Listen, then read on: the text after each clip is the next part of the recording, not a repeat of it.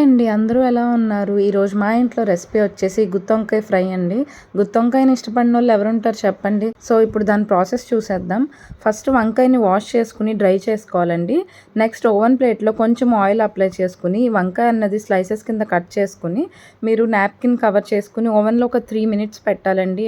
దానివల్ల ఏంటంటే మీకు ఈజీ ప్రాసెస్ అయిపోద్దండి. వంకాయ త్వరగా ఉడికిపోయిద్ది. నెక్స్ట్ మీరు వేరే ప్యాన్‌లో కొంచెం ధనియాలు వేయించుకొని పక్కకు తీసేసుకోవాలి.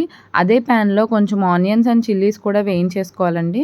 ఈ 3 కలిపి మీరు మిక్సీ పట్టేసుకొని ఆ వచ్చిన పేస్ట్ ఉంటుంది కదా! ఆ పేస్ట్‌లో మీరు తగినంత ఉప్పు, కారం, గరం మసాలా, ధనియాలు, జీలకర్ర పొడి, కొంచెం ఆయిల్ అండ్ కొంచెం కొత్తిమీర ఇవన్నీ వేసుకొని కలుపుకోవాలండి. కొంచెం సోడా కూడా వేసుకోవచ్చు. కంప్లీట్‌లీ ఆప్షనల్ అది. సో, ఈ పేస్ట్ అనేది ప్రిపేర్ అయిపోయాక మీరు ఆ వంకాయలో స్టఫ్ చేసేసుకోవాలండి. స్టఫ్ చేసేసుకొని ఆయిల్ వేసుకొని ప్యాన్‌లో వేసేసుకోవాలండి. ఆల్రెడీ ముందే ఉడికించాం కాబట్టి మీకు ఎంతో టైం పట్టదు.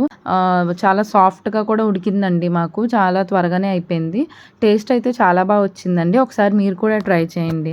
ఓకే అండి. బాయ్. మళ్ళీ నెక్స్ట్ వ్లాగ్‌లో కలుద్దాం.